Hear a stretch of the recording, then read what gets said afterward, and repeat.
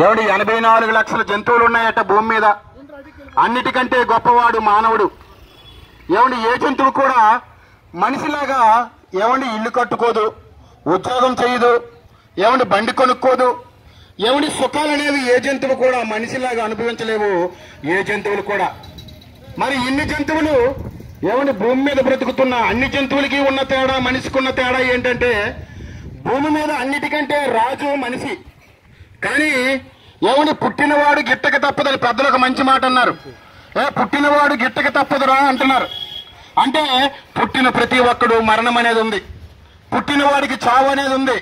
ఏమండి ఈ భూలోకం అయితే మనుషులు ఉంటున్నది భూలోకం అయితే, మనుషులు చనిపోయిన తర్వాత వెళ్ళేది 2 లోకాలు ఉన్నాయి.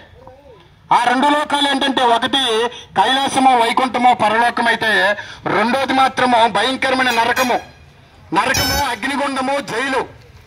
ఏమండి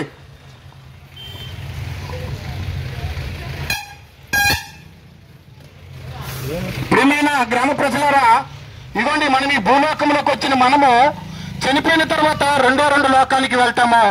అది ఒకటి పరలోకము, వైకుంఠము, స్వర్గం అయితే, రెండోది మాత్రము నరకము. ఈ నరకానికి ఎవరు వెళ్తారు, స్వర్గానికి ఎవరు వెళ్తారంటే ప్రియమైన గ్రామ ప్రజలారా, మనందరికీ తెలుసు.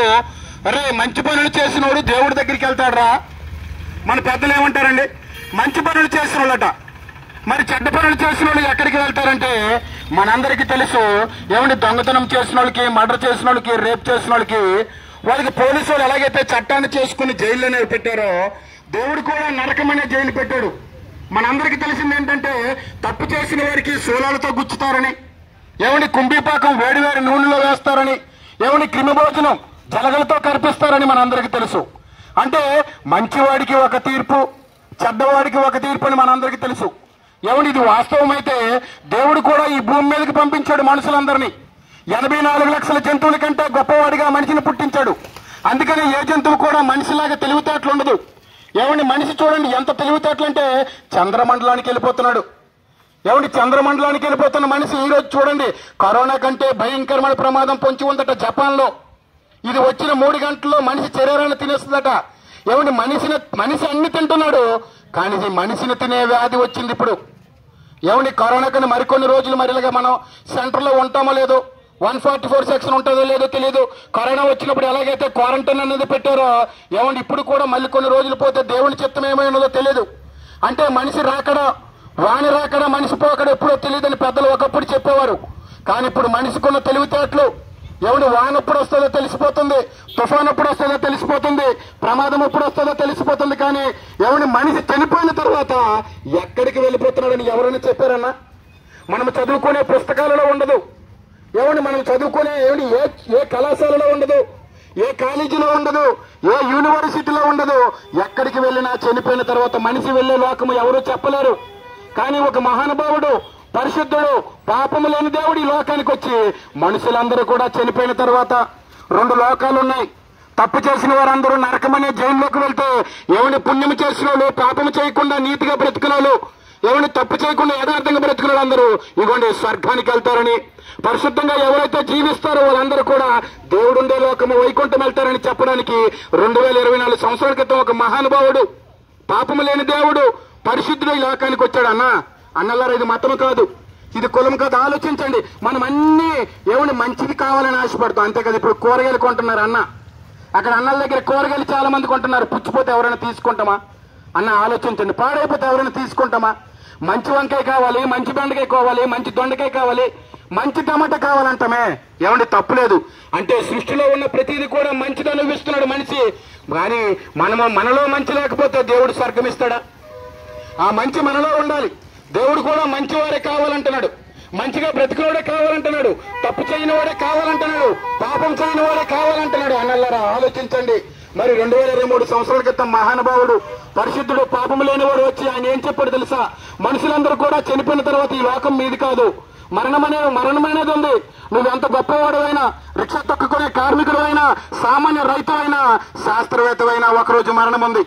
ఆ మరణించి వెళ్లేలోపు, ఈ లోకం నుంచి వెళ్లేలోపు, నేను ఎక్కడి నుంచి వచ్చాను తల్లి గర్భం గుండా ఈ లోకానికి, మరణించిన తర్వాత దేవుడుండే లోకానికి వెళ్లాలంటే దారి ఎలాగా, తోవెలాగా? ఇప్పుడు శ్రీకాకుళం నుంచి మీ ప్రాంతానికి వచ్చాము, ఒక దారి పట్టుకుంటే వచ్చాం.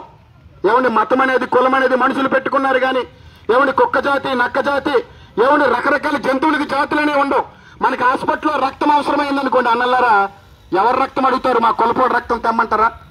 ఏమండి ఎవరైనా మీ ఫ్రెండ్ అయినా పర్వాలేదు, నువ్వు ఎవరి రక్తమైనా ఇద్దరు ముగ్గురు తీసుకుని వచ్చాయి, రక్తం కావాలి మీ ఫ్రెండ్కి చనిపోతాడంటారు కానీ మా కులపోడు రక్తం అని ఎక్కడా చెప్పరు. ఏమండి కులం అనేది హాస్పిటల్లో ఉండదు. ఏమండి హాస్పిటల్కి వెళ్ళిన తర్వాత కులం ఉంటుందా? మా కులపోడు డాక్టర్ దగ్గర తీసుకెళ్ళండి, గుండెపోటు వచ్చింది అంటారా? ఏమండి ప్రియులరు, అక్కడ కులం అనేది ఉండదు. మనుషులకి కులం లేదు, కానీ మనుషులు ఏంటంటే డబ్బు బట్టి కులం పుట్టింది, డబ్బు బట్టి ఏమండి జాతులు పుట్టాయి, డబ్బు బట్టి ఇంటి పేర్లు పుట్టాయి. కనుక ఆలోచించండి, ఈ లోకము మంద కాదు అన్నలారా. ఈ లోకాన్ని విడిచిపెట్టి వెళ్లేలోపు నేను ఈ లోకం నుంచి వచ్చాను, నన్ను ఈ లోకానికి పంపించినటువంటి నిజమైన దేవుడు ఎవరు, నన్ను స్వర్గానికి తీసుకెళ్లే నాదుడు ఎవరు అని వెతుకుతున్నామా? ఏమండి నాకు ఇంటి పరిస్థితి బాగలేకపోతే నన్ను ఎవరు సాల్వ్ చేస్తారని గండి చూడండి, అక్కడ పక్కనే మెడికల్ షాప్ ఉంది, అన్నిటికీ మందులు దొరుకుతాయి.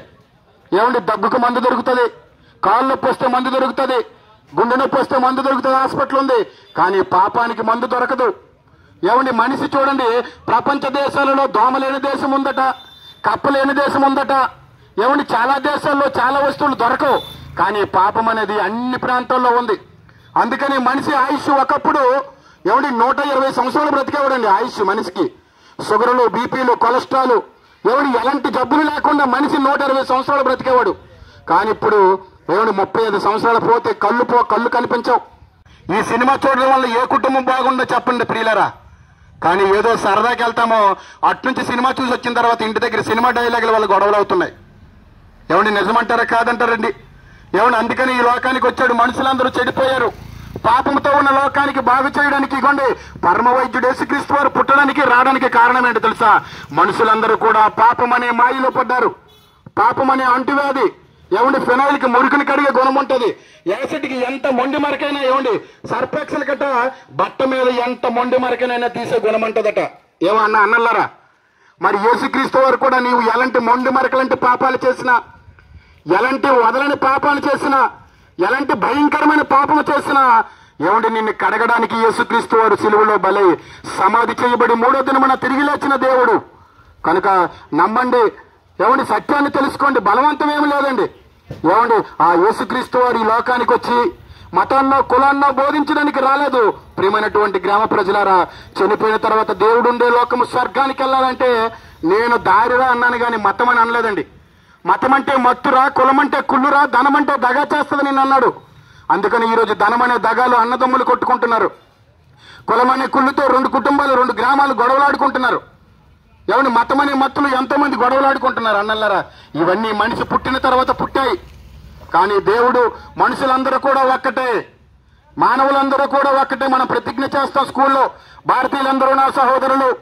ఏమండి భారతీయులందరూ నా సహోదరులు అంటాం, కానీ సహోదరులుగా ఉంటున్నామా? ఉండలేకపోతున్నాం. ప్రియమైనటువంటి అన్నల్లారా, నిజమైన స్వర్గానికి వెళ్ళాలంటే, ఈ భూలోకానికి వచ్చిన మనము నరకం అనే ఊరికి వెళ్లకుండా స్వర్గం అనే ఊరికి వెళ్ళాలంటే మనలో పాపం ఉండకూడదు. ఏమంటే పోలీస్ సెలక్షన్కి వెళ్ళామనుకోండి, మనము పోలీస్ సెలక్షన్కి వెళ్తే మన కన్ను మెల్లున్నా, ఏమంటే చెయ్యి వంకున్నా పోలీస్ జాబ్ ఎవరు తెలుసా మీకు? షుగర్ ఉన్నా, బీపీ ఉన్నా, ఏమంటే అలసర ఉన్నా, ఏ జాబ్ ఉన్నా పోలీస్ జాబ్ కాదు కదా, ఆర్మీ జాబ్, రిటైర్ ఏ జాబులు ఎవరు? ఎందుకు? ఆరోగ్యవంతుడు కావాలని పోలీసు వాళ్ళు అంటున్నారు. ఒక గవర్నమెంట్ వాళ్ళే నువ్వు ఆరోగ్యంగా ఉన్నవారు కావాలంటే, మరి దేవుడు స్వర్గం ఇవ్వాలంటే ఎవరికి పెడతానికి స్వర్గం ఇవ్వడు, ఎవరికి పెడతానికి వైకుంఠం ఇవ్వడు. దేవుడు పరిశుద్ధుడి కనుక పాపం ఉంటేనే స్వర్గానికి వెళ్ళం. కనుక పాపము లేని దేవుడిని నమ్ముకోండి. ఆ యేసుక్రీస్తు వారు అందుకే వచ్చారు, ఈ లోకానికి ప్రాణం పెట్టారు, సమాధి చేశారు. సమాధిని గెలిచి తిరిగి లేచినటువంటి దేవుడు. ప్రియమైనటువంటి అన్నలారా, అందరూ కూడా విని ఆలోచించి గ్రహిస్తారని ఇంతవరకు ఓపికతో విన్నందుకు మీ అందరికీ ధన్యవాదాలు తెలియజేసుకుంటూ ఈ నా మాటలు ముగిస్తున్నానండి.